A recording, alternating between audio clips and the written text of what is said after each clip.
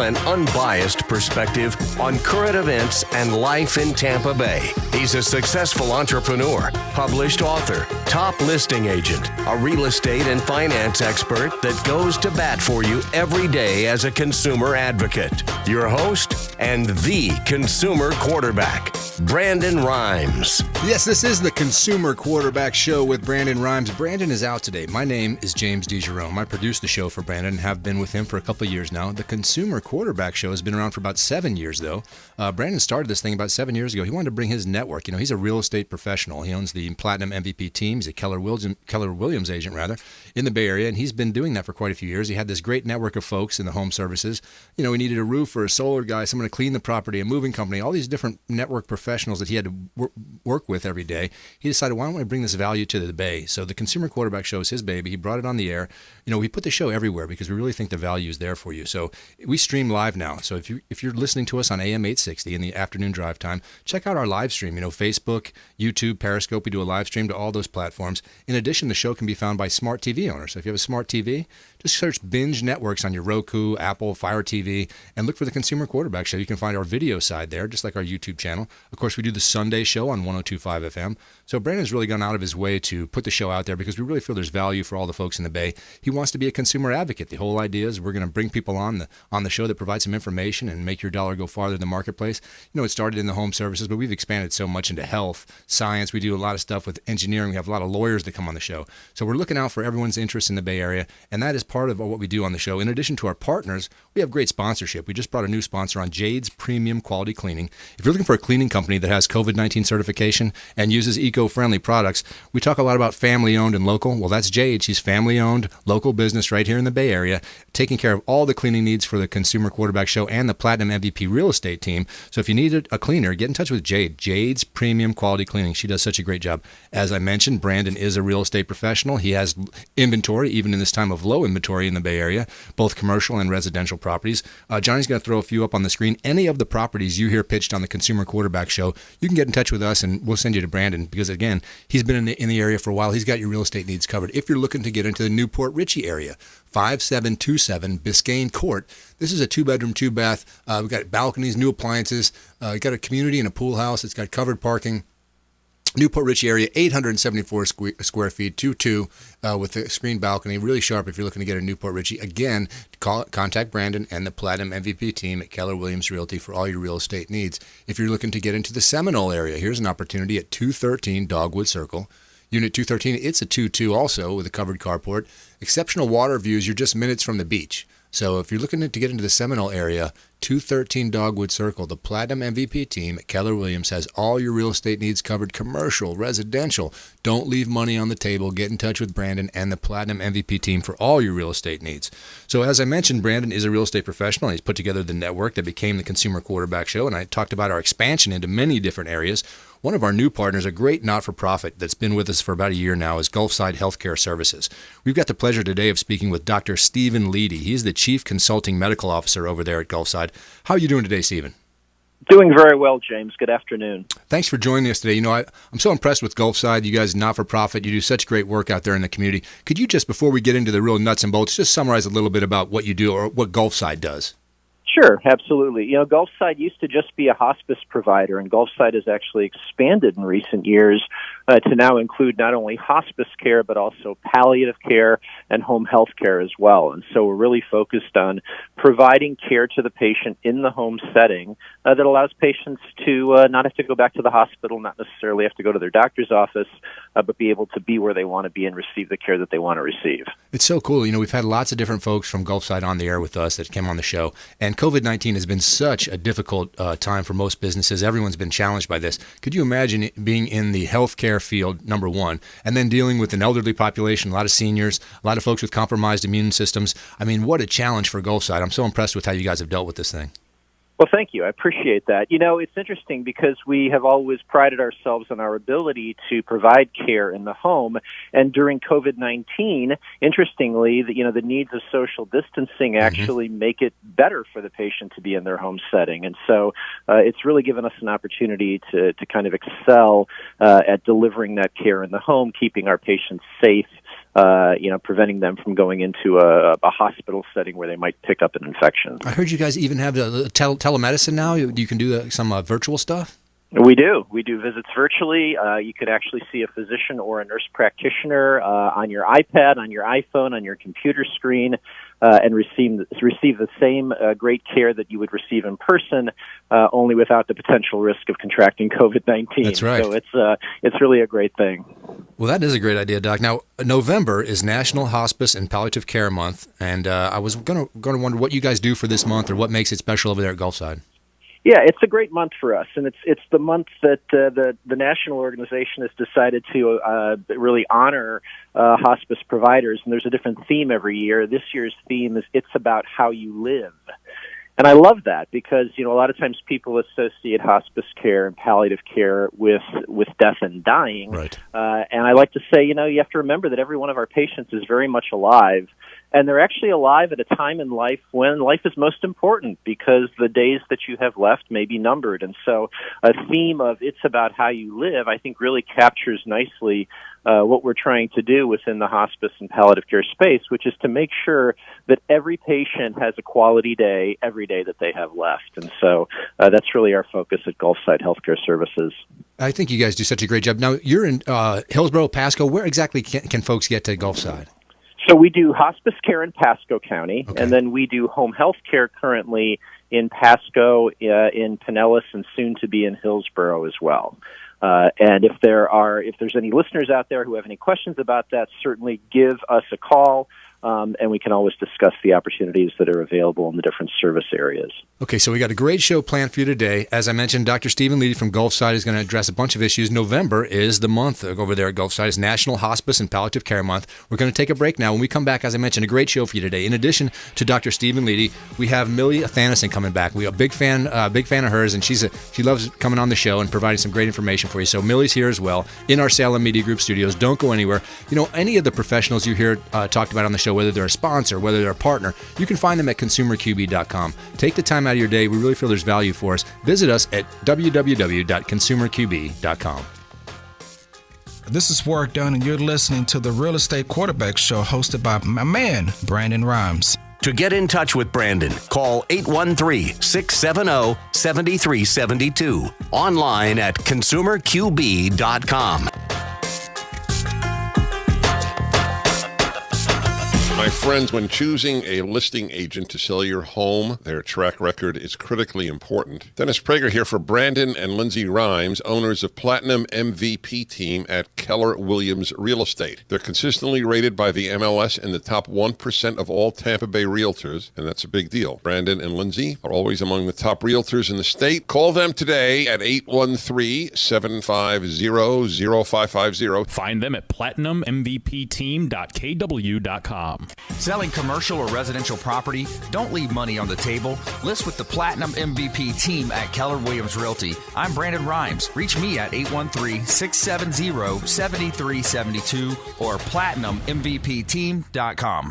My name is James DeJerome, and I produce the Consumer Quarterback Show for Brandon Rhymes.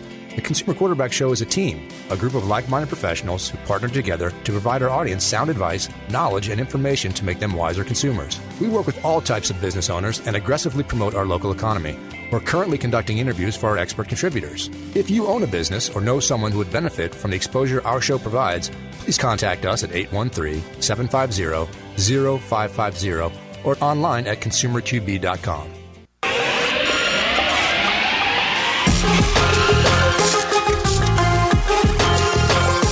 You're listening to The Consumer Quarterback, Brandon Rhymes, online at consumerqb.com. Brandon is Tampa Bay's #1 consumer advocate for real estate and financial advice. Call Brandon today at 813-670-7372.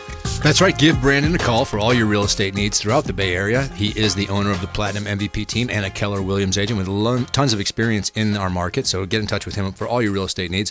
This segment is brought to you by Discovery Golf Cars. Discovery Golf Cars are not just for golf anymore. Everyone has one of these things. They're for business, recreation. Lots of makes and models over there at Discovery Golf Cars. Cushman, Easy Go, Star EV. They sell new and pre-owned golf carts. You can rent or buy them. They offer financing, and they even come with mobile repair if you have any issues. Check out one of their locations in Tampa or Clearwater, or online at discoverygolfcars.com. So a new sponsor, a great one for us, Discovery Golf Cars. Okay, we got some properties for you as well. I always talk about Brandon and the Platinum MVP team having real estate opportunities for you, both commercial and residential, even in this time of low inventory.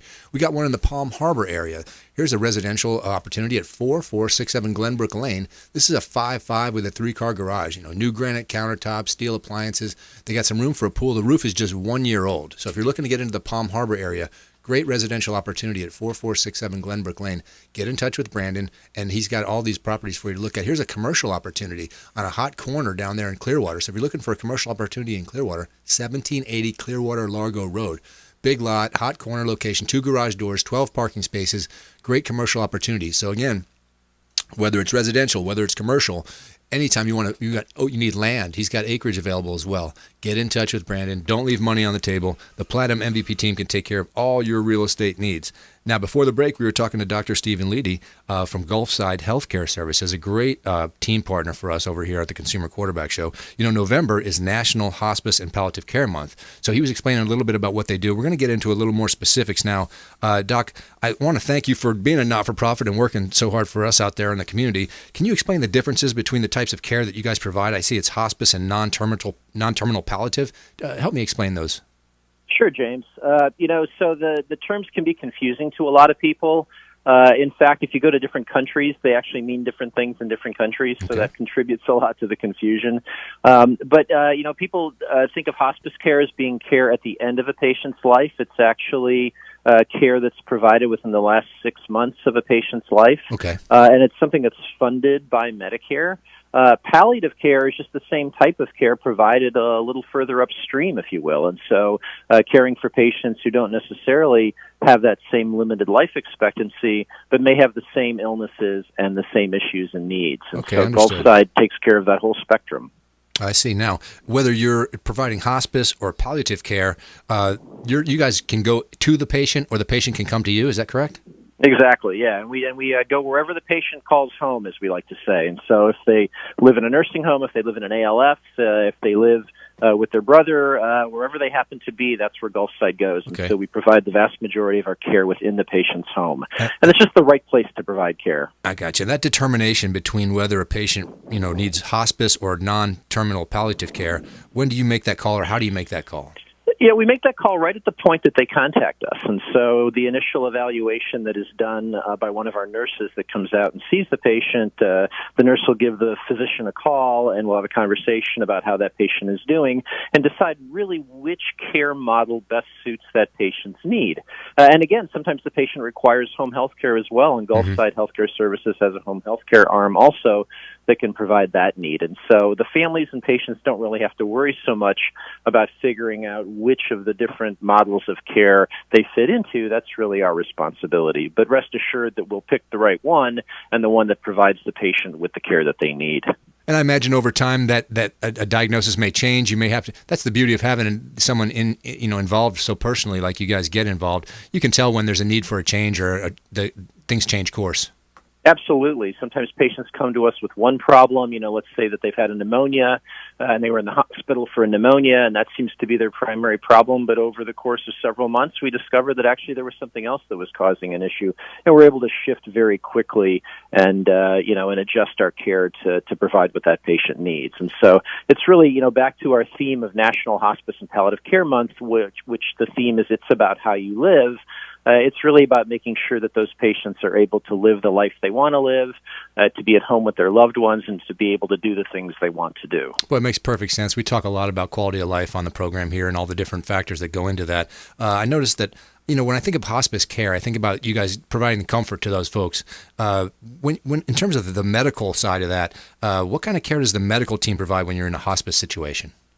Yeah, there's a lot of different components to that, but I think probably the big one that everybody thinks about, and it really is probably the most important thing that we do, is we go in and make sure that the patient has their pain adequately controlled. Right. And pain is an interesting concept. Everybody can define it differently. It doesn't have to be shooting, achy pain. It can be a more subtle pain. It can be even a pain that's not a physical pain, but an existential pain, the pain of being sick, the pain of not seeing your loved ones. And so not all pain is relieved with pain medicine. Sometimes pain is relieved with having somebody there to be with you by your side. Sometimes it's relieved with music therapy or massage. And so there's a lot of different approaches that we take in really assessing and treating the pain that the patients may have. Well, I'm really impressed by the fact that you guys use your imagination and trying to get out there and find different ways, different approaches. I imagine, like you said, patients, just like people, they're all different symptoms, all different cases. You got to find that unique way to break through and kind of get into their head, and so they're comfortable, sharing everything with you. Absolutely. Well, and the beauty of some of those alternative modalities that I spoke of, like massage therapy or music therapy, is they have virtually no side effects. Right. So unlike a medication, which can be fraught with side effects, those are perfect opportunities to go in and make a difference. And of course, if they don't work alone, we're perfectly comfortable using pain medications to make sure that the patients get the relief that they need. But they certainly can be a very helpful adjunct to have those other opportunities to treat the patients. Yeah, I think that's a great approach. Yeah. We're very aggressive. We believe that we need to get in there and make sure that patient's quality of life is maximized immediately. And so it's not a process where we're going to take months to get that patient comfortable. We're going to go in and assess the situation very quickly. If the patient's having pain, if the patient's having shortness of breath, which is another common symptom that we see in a hospice population, and probably actually more undertreated than pain, is shortness of breath in a patient at the end of life. And so to make sure that we're addressing that as well. And so we believe that it's very important to get in there, relieve those symptoms quickly so that the patient can resume their normal quality of life. Doc, just an aside, it's so amazing how a person responds to pain, and everyone's different. And I was in coaching for a long time, and I'd meet these guys that played football way back when, and they have these surgeries where it looks like a shark mauled their leg, the knee surgeries, they're completely awful. They're limping around all the time. And I had a guy had a back issue, a chronic back issue. Once he got it fixed, he was in such a better mood. I said, Coach, you're so nice now. He said, well, it's pain, man. You don't realize what pain does to you in terms of how it affects your emotions, your approach to others. It's really something to manage that. It really does. And, the interesting thing about pain is not only does pain cause you to necessarily kind of see the world in a more negative light, but even pain itself can be influenced by what your understanding of the pain is. So, for instance, if you're a marathon runner, at the end of the marathon, you're probably having some significant muscular pain because of the long run that you've done, but you're able to ignore the pain because it's a good thing. You've accomplished something positive, and you're going to work through that pain. Right. Same situation, you're a patient that has a chronic illness, and you're having a pain that represents the fact that illness is getting worse. That pain's going to be much more distressing to you. And so we actually influence our perception of pain based upon our understanding of what's causing the pain. And so one of the things we sometimes will do is we're able to go into the patients and say, that pain you're having, it's not from your cancer. It's not from what you think it is. It's actually just garden variety pain, and we think we can relieve it with some treatment. And not only does the treatment help, but just the patient knowing that pain came from a different source can make the entire perception of the pain better. Yeah, I agree. It's a lot about context sometimes, who sees the incident occur and how that works. I saw, again, sorry to go off on a tangent, but I saw a young kid. I was a baseball coach. I saw a kid fall off off the top of the bleachers, and he hit the ground flat on his back from about 20 feet. Stunning to see. And yet when he stood up, no one saw him. No parents, no one. I was so far away from him. He looked around and just walked back on as if nothing occurred. The same kid 3 minutes later is fooling around with one of his friends, and the kid pinches him and he starts bawling his eyes out. He's crying. I thought, how crazy is that? That it was the fact that he was witnessed. His perception of his pain, or how what it meant to others, kind of influenced his ability to feel it. Exactly. It's a great example of that. Isn't it wonderful how kids are so bendable and rubbery, too, that they can sustain a fall like that? I was stunned. He just got right up, no issues at all, and then the same kid's crying over nothing. I thought, wow, how strange.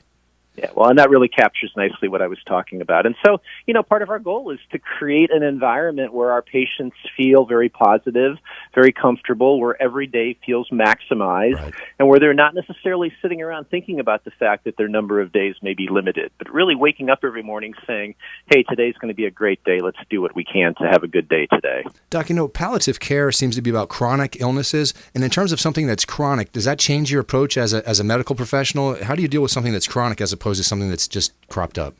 It does. And so, in a palliative care patient, we assume the time is longer, and so our approach to the things that we're doing are going to be slightly less urgent in terms of recognizing that time may be limited.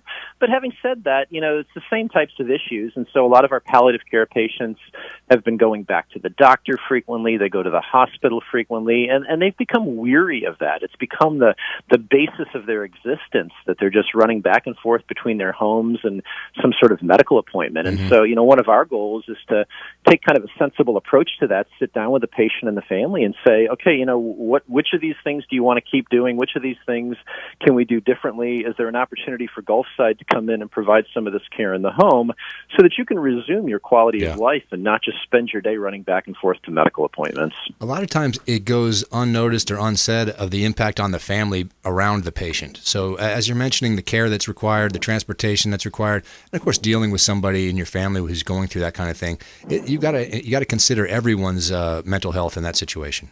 Absolutely. It's actually, we have a term for it. We call it caregiver burden. And caregiver burden is a real thing. It actually has negative health consequences for the person providing the care. In fact, and this is a rather distressing figure here for you, but in an elderly population, the caregiver of the person with Alzheimer's disease, not the person with Alzheimer's disease themselves, but the caregiver has a 63% higher risk of dying because of the stress of caring for that loved one with Alzheimer's disease. And so caregiver burden is a very real illness, and one of the things that Gulfside seeks to do is to come in and help to relieve some of that burden. We can't take it away completely, but there's certainly a lot that we can do. And particularly, one of the things that we do very well is we do some of the tasks for the caregiver that are perhaps more mundane and that rob the caregiver of a quality relationship with their loved one. And so rather than having the wife be the one that gives the baths or that changes the bed sheets or that cooks the food, let's allow the wife to go back to being the wife again, to provide that emotional support. And Gulfside can come in and do some of those other things that need to be done. Well, I'm telling you, that is some important work and some really great work to do for the community. The fact that you guys are not-for-profit is so impressive. I want to ask you, the team at Gulfside uses that. We talked about telehealth and telemedicine. I was impressed that you guys had implemented that, COVID-19 forcing everyone to be creative. How does that seem to be beneficial? I would think that applies a lot to your situation with the home patients. It really does. And I'll tell you, for years we have been dabbling in telehealth and using it to good effect, but there was never this momentum, this need to implement it on a widespread basis. And obviously with the social distancing required from the COVID-19 pandemic, suddenly there's this need to really implement it full scale. And it's done really well for us. It's a situation where now we're able to actually touch those patients, and I say touch ironically, right? Touch virtually, but to touch them in a way and more frequently than we did before. And so, the patients no longer need to come to see us. We no longer need to, drive across, some of these counties are very large, so Pasco County can be a lengthy drive to get to the patients. And instead, we can spend that time doing virtual visits with those patients. Yeah, that's definitely. And so it's a very positive thing. Great option for folks. It actually has heightened our care. Yes. Okay. We got about a minute left, Doc. I want to give you a chance to summarize for some folks, for someone listening who's thinking about how can they help, what can they do? Maybe they have a loved one in a situation similar. What do they need to do? How do they talk to their doctor or call you? What's the process? Yeah, there's any of those options are fine. You can certainly call Gulfside Healthcare directly and just identify what your need is, and we will take the ball from there in terms of making phone calls. We can even send a nurse out to evaluate the patient. If you have a relationship with your physician and your physician is willing to make a referral, certainly that's another route to go as well. Okay. We actually get a lot of referrals from faith-based communities, from churches, from pastors, And so it doesn't have to be a medical model. It's a referral that can be made by a family member or by another concerned person in the community. Okay, he's Dr. Stephen Leedy. He is the Chief Consulting Medical Officer at Gulfside Healthcare. Gulfside Healthcare, a great partner here on the Consumer Quarterback Show. Thanks so much for joining us today, Doc. I feel like you provided some great information, and hopefully we shed some light on Gulfside and got folks to know how great a thing you guys are doing over there. Thank you, James. I appreciate it. Okay, don't go anywhere. We're coming back. We got a feel-good story. As I mentioned, Millie is here. She always has great stuff for us. And I got a story about veterans get granted lifetime passes to national parks. So keep those folks in mind and check us out online at consumerqb.com. This is Chris Voss, former FBI lead hostage negotiator and owner of the Black Swan Group. And you're listening to Consumer Quarterback Show, hosted by my friend Brandon Rhymes. To get in touch with Brandon, call 813-670-7372. Online at consumerqb.com.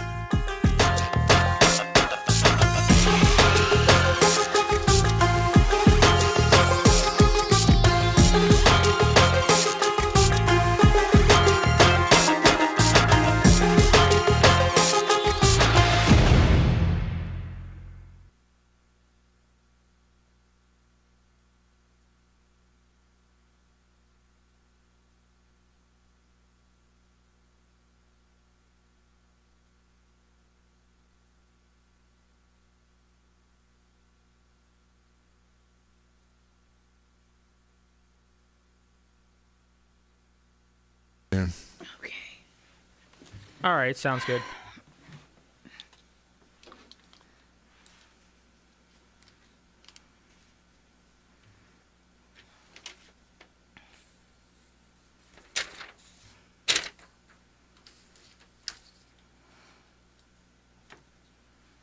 All right, we have Millie for segment 3. The sponsor is Bilmar Beach Resort and 2 more properties.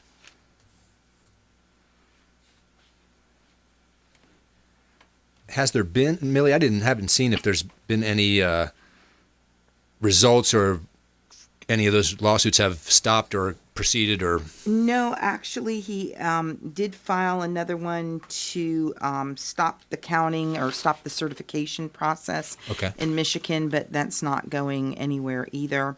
So, I thought we'd talk about that. Basically, there's 2 ways you can try to stop the counting or the certification process. And then what we talked about was the last lawsuit to invalidate votes. So I thought we've got a few. We talked about the electors and how they actually have to take their votes, or each.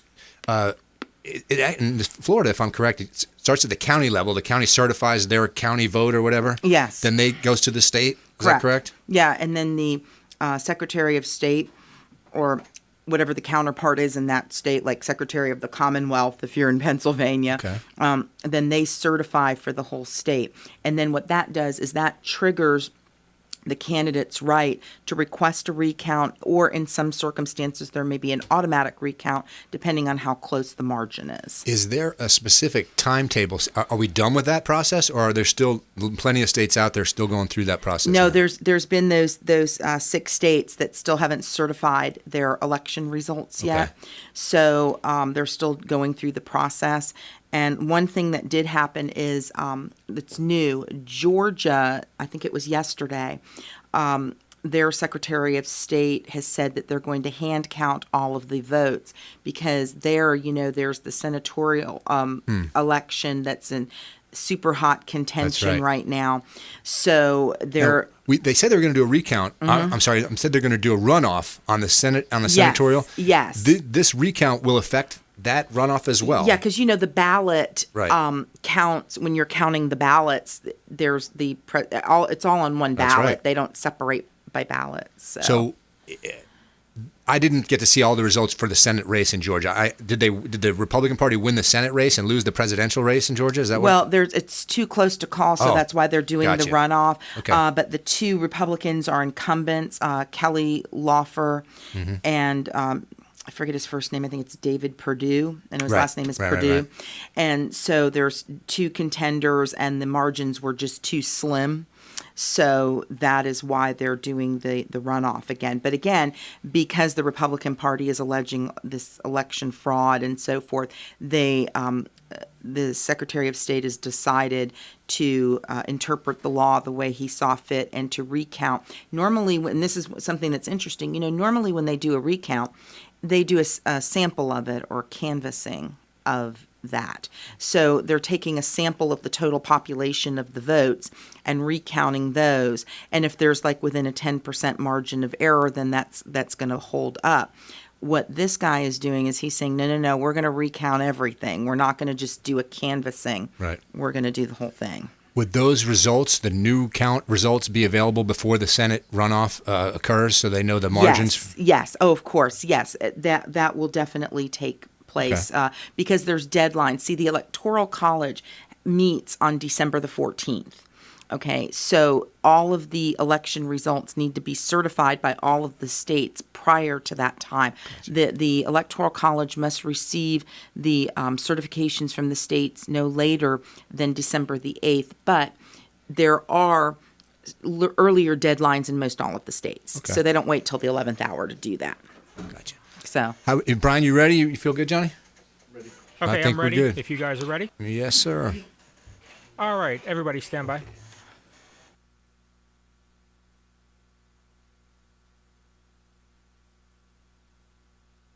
5, 4, 3, 2, 1. You're listening to the consumer quarterback, Brandon Rhymes, cutting through your typical media nonsense and offering you a rational and unbiased perspective on current events and life in Tampa Bay.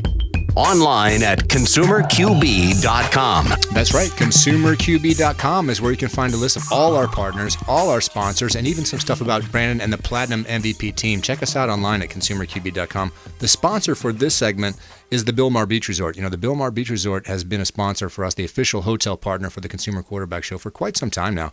GM, the general manager, Clyde Smith, he's a longtime friend of the program. He comes on all the time, talks about how unique that property is. It's not like a Hilton or a Radisson or some hotel you've been in before. About 80% of his rooms face the ocean. Really cool. He's got a super wide beach. He says if you're going to walk down to the beach for a swim, take two beers with you because it's going to take you that long to get to the water. So book with him directly if you're looking for a staycation. It's been a crazy year. Maybe you need a weekend to just get away. Well, it's nice to go out to the beach. Clyde has a great spot for you. Give him a call, the Bilmar Beach Resort, and you can check him out online at bilmarbeachresort.com. All right, we talk about real estate all the time on this show, not just as a driver for our economy, but the fact that Brandon owns the Platinum MVP team. He's got properties for you, even in this low inventory time throughout the Bay Area.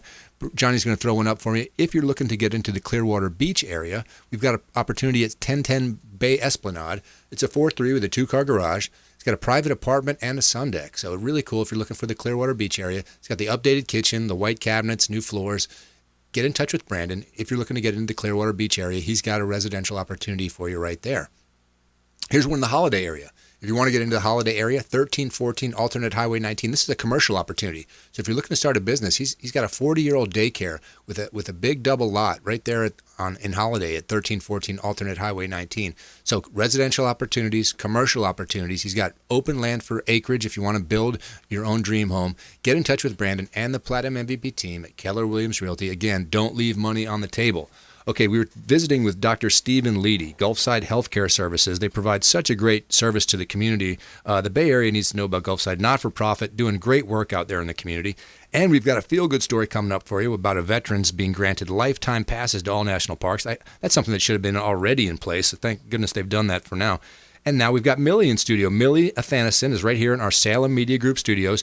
We visited recently with Millie. She's been on the show recently. We're talking a lot about elections. We're all learning quite a bit about elections and how they work and deadlines and electoral college and all this stuff. So I thought it'd be a great opportunity to advance our knowledge a little further. How are you doing today, Millie? Doing great, given the storm yesterday. Yeah. I mean, if nothing else, what I learned from this is that you got to take these things seriously. That's right. I mean, because we got hit by something that was relatively deemed as low grade. Mm-hmm. Was it a Category 1 that turned into a tropical storm, and it yet caused a lot of flooding and damages, and so it made me realize, but boy, we need to be thankful that wasn't like a Category 3 coming in off the Gulf. Yeah, a lot of these storms, I hate.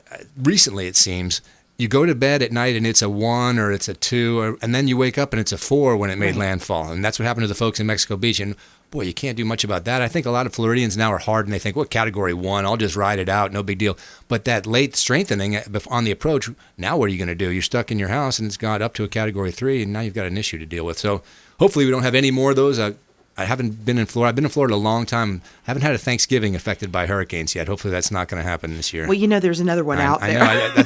I don't even want to think about it.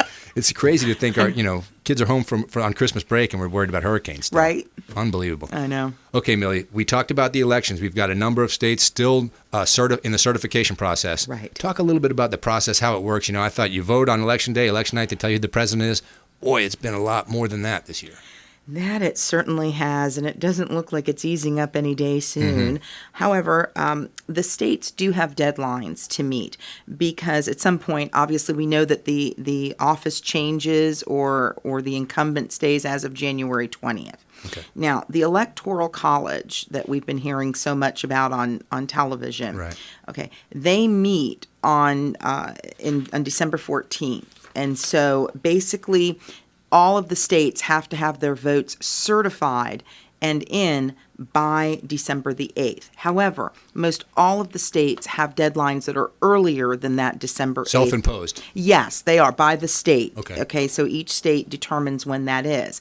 So there's 6 states right now: North Carolina, Pennsylvania, Wisconsin, Michigan, Georgia, Arizona, and also there's Nevada. Right. I'm sorry. So there's 7 that have not certified yet. Okay. In other words, the Secretary of State or the equivalent counterpart in those respective states, like in Pennsylvania, for example, it's the Secretary of the Commonwealth. Right. So whatever it is, that person has to certify that the counting is done, that they've checked in with all of the counties, everything is certified. This is the vote count. And this is the way it's going to work. So some of those lawsuits, if you recall that we were talking about the other day, so some of the lawsuits were to just invalidate the votes, namely the mail-in votes. Right. Well, some of the other lawsuits are to stop that certification process. Okay. So obviously if it gets stopped, then the Electoral College can't meet and then they can't, certify and do the voting that they need to do. So that's part of it. Now, it doesn't look like any of those suits are going to go anywhere because obviously the public, it's a matter of great public importance that we know who our president is come January 20th. So I don't see those lawsuits going anywhere. However, obviously the certification process is important. Absolutely. Now, what we learned yesterday is that in the state of Georgia, the Secretary of State there has decided on his own that he's going to do a recount, and that the recount is going to be done by hand and not machine, of not just a canvassing of the votes, but of all of the votes. So that's significant because typically when you're doing a recount, you're usually not recounting every single vote. You're recounting a canvass or a certain amount of the population of votes. Understood. And then as long as that recount matches within that percentage of error, then they're going to say that the rest of the votes were validly counted and all is well and good. Well, not in Georgia. And in Georgia, I think it's a little bit different because you not only have this presidential issue here. Biden is ahead by 14,000 votes and change, roughly. But you've also got that senatorial, those 2 senatorial races with Perdue and Loeffler that are the Republican incumbents. And then you have the 2 Democratic challenges. And those races at this point are so close that they're going to have a runoff again in January. Now, just for 1 second, Millie, let me catch up to you because I want to make sure I understand this. The presidential recount kind of spurred by a lawsuit, and this gentleman's, the Georgia politician wants to make sure we're going to count this whole thing over again. Right. The senatorial runoff is triggered by the fact that no one received 50% or greater of the vote, or is it automatic? Yeah, because it was too close to call. I see.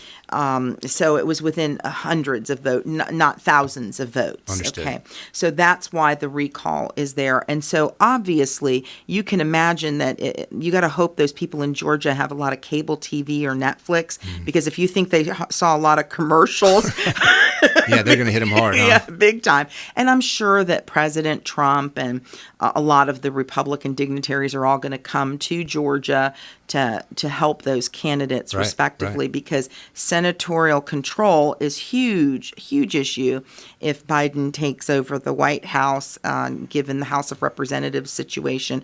The senator race becomes definitely a battleground. I don't know if you'll know this. I hate throwing curveballs at you, Millie. If you're someone in the state of Georgia and you voted on election day and now there's a runoff, can you vote in the runoff if you did not vote in the initial election?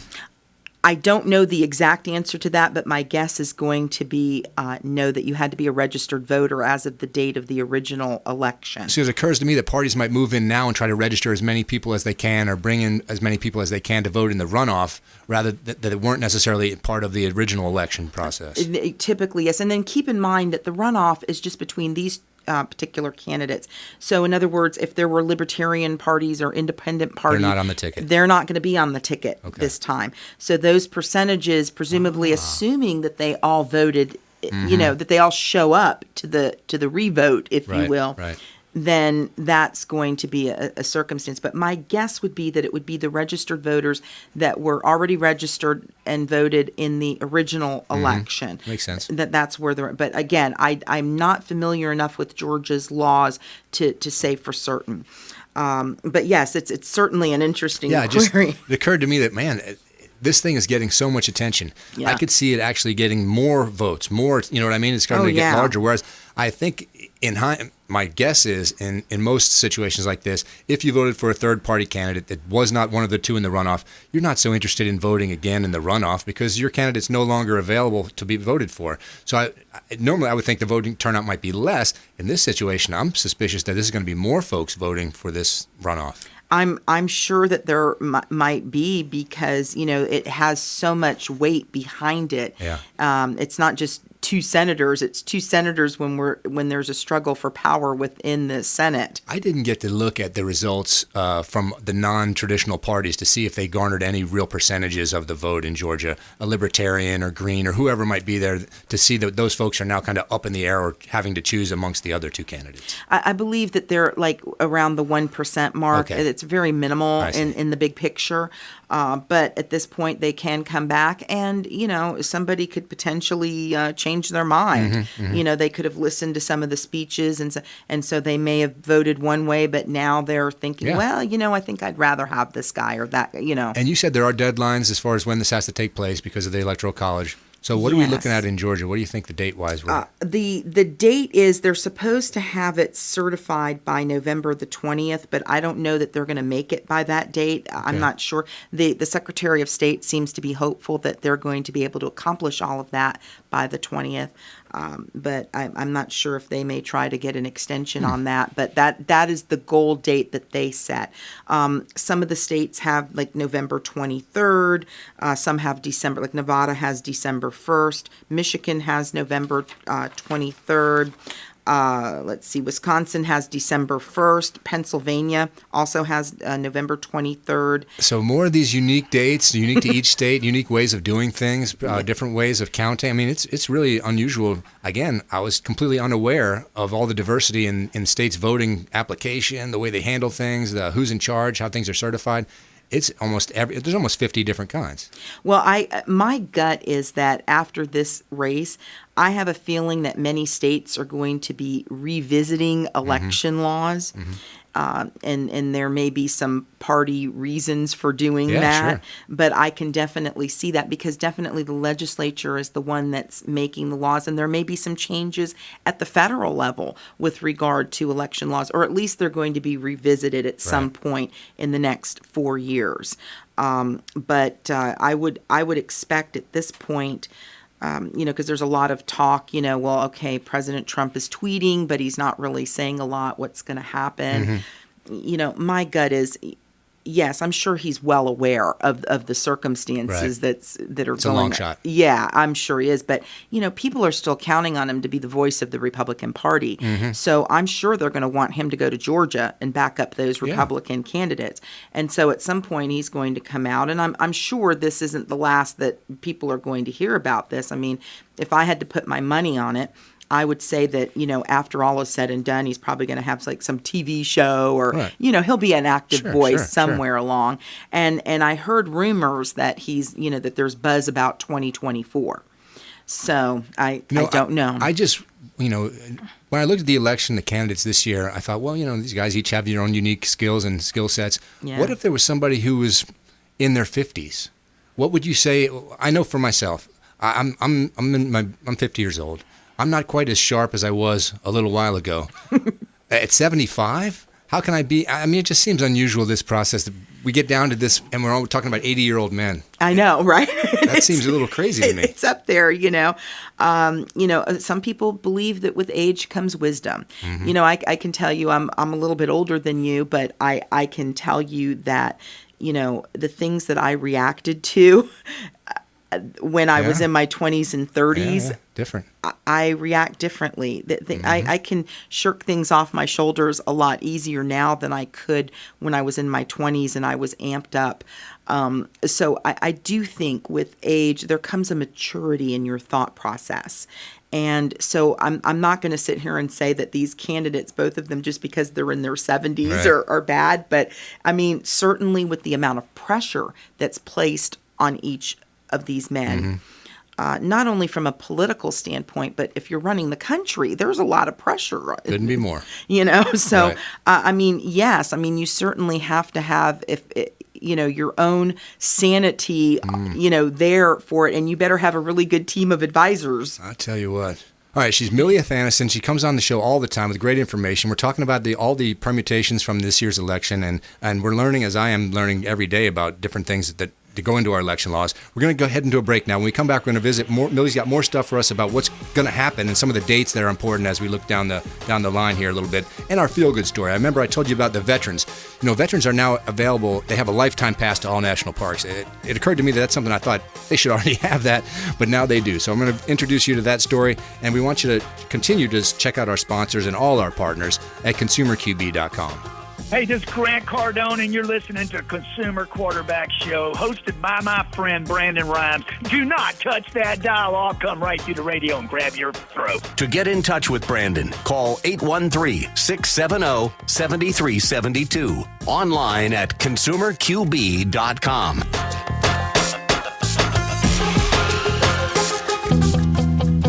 This is Diane Vance with Fairway Independent Mortgage, a member of the Consumer Quarterback Show. Please give me a call for any of your mortgage needs. We do all sorts of loans. If you would like information on a mortgage, you can text me or call me at 727-647-8199. I will take care of all your mortgage needs.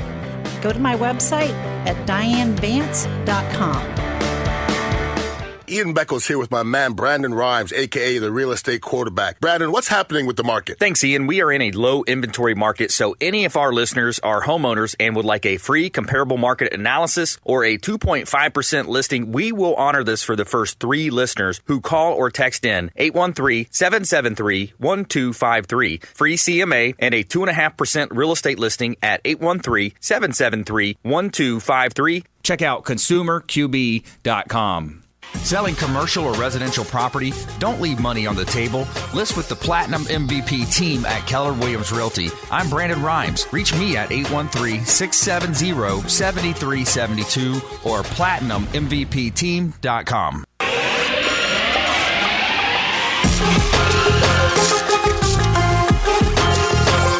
You're listening to The Consumer Quarterback, Brandon Rhymes, online at consumerqb.com. Brandon is Tampa Bay's #1 consumer advocate for real estate and financial advice. Call Brandon today at 813-670-7372. That's right. Give Brandon a call for all your real estate needs. He owns the Platinum MVP team. We're always pitching properties here on the Consumer Quarterback Show. Any of the properties you hear me talk about in the show are available. Please give us a call or check them out online at consumerqb.com. The sponsor for this segment is Brothers Easy Moving. They're the official moving company of the Consumer Quarterback Show. Whether you're going local or long distance, these are the guys for you. They moved Brandon into his home. These guys stayed late, worked extra hard. I'm telling you, they became the official moving company that night. So local or long distance, these guys have tons of Angie's List List Super Service Awards. Check out all their 5-star reviews at brotherseasymoving.com. And of course, we've got the last property of the show because Brandon is a real estate professional. He owns the Platinum MVP team at Keller Williams. And we've got an opportunity for you, both commercial and residential. This one is a residential opportunity in the Palm Harbor area. So if you want to get into Palm Harbor, we've got a 4-3 with a 3-car garage. It's got an enclosed pool. The roof is just 3 years old. So if you're looking to get into the Palm Harbor area, great residential opportunity. Give Brandon a call and the Platinum MVP team. Don't leave money on the table, whether you're buying residential or commercial. He's got opportunities for you, even in this time of low inventory. Of course, the backbone of the Consumer Quarterback Show is our feel-good story. Brandon wants to make sure that you have some positive stuff to go with on the day. You can't spend all day listening and viewing all kinds of negative media and all kinds of negative stuff. It starts to affect your emotion, how you feel. So we want to inject some positivity. And I got a story for you about veterans. In keeping with Veterans Day, I think let's keep them in mind all month this month. The Department of Veterans Affairs has announced that the U.S. military veterans and Gold Star families will be granted lifetime free access to national parks, wildlife refuges, and other federal lands managed by the Department of the Interior starting on Veterans Day this year and every day forward. It says, with the utmost respect and gratitude, we're granting veterans and Gold Star families free access to the iconic and treasured lands they fought to protect, starting this Veterans Day and every day thereafter. That's what the Secretary of the Interior, David Bernhardt, says. Access passes called America the Beautiful will waive entrance fees for the National Park Service and the U.S. Fish and Wildlife Service. Standard amenity recreation fees are waived. Veterans and Gold Star families will have free access to approximately 2,000 public locations spread out across more than 400 million acres of public lands. Host activities that fit any lifestyle from serene to high octane. Hiking, fishing, paddling, biking, hunting, stargazing, and climbing. Certainly veterans deserve that. I think that's a great idea. I can't believe we didn't have that in place already. We're sending guys off to war and they can't even get into a national park. So now they're in there for free forever. So that's a good thing on Veterans Day.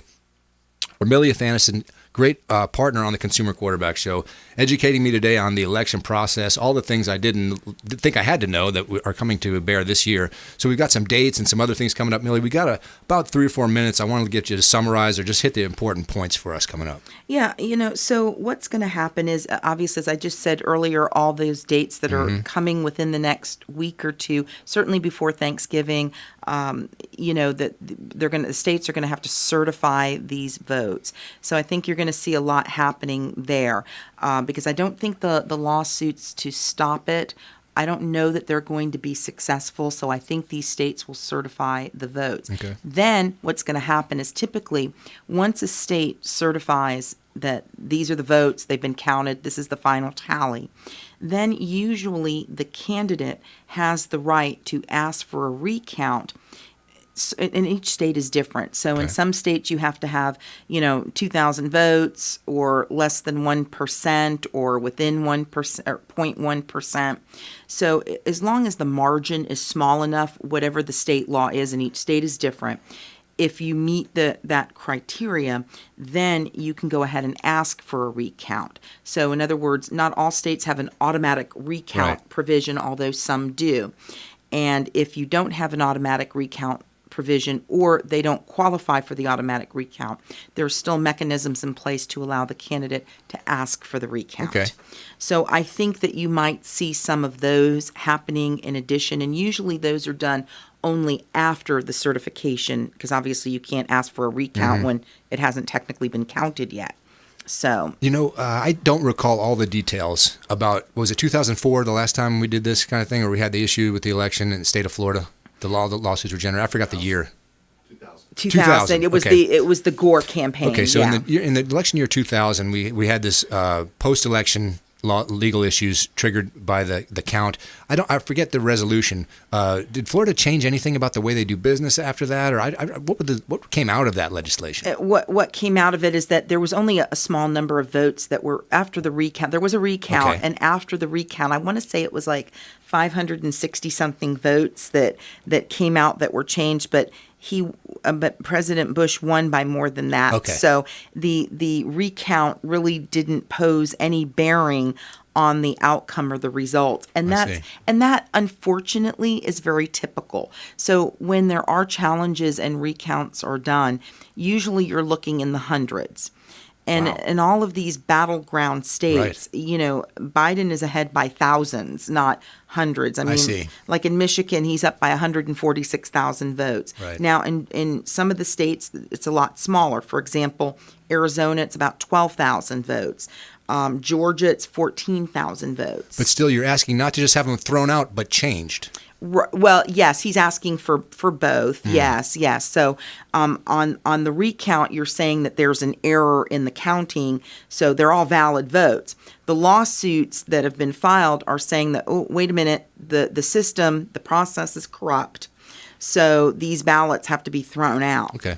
So that they're kind of two different ways of attacking it.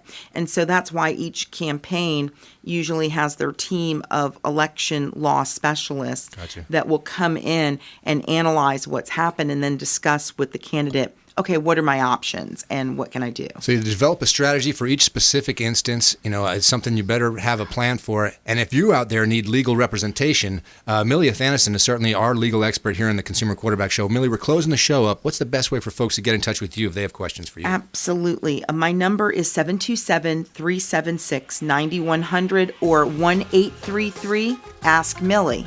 Athanasonlaw.com is the site. Yes. Get in touch with Millie. She comes on the show, provides such great information for all of us. I learn something every time she's on the air with us. I want to thank Brandon for creating the Consumer Quarterback Show and being an advocate for all the consumers out there in the Bay Area. And I want to encourage you to do business with our sponsors and all our partners because they've taken time out of their day to provide this for you. The Consumer Quarterback Show has great value. Check them out on our website, www.consumerqb.com. You've been listening to The Consumer Quarterback, Brandon Rhymes. Whether it's real estate, consumer, or financial advice, let Brandon call your next play. Contact Brandon Rhymes at 813-670-7372. That's 813-670-7372. Online at consumerqb.com. And join us next time for The Consumer Quarterback Show.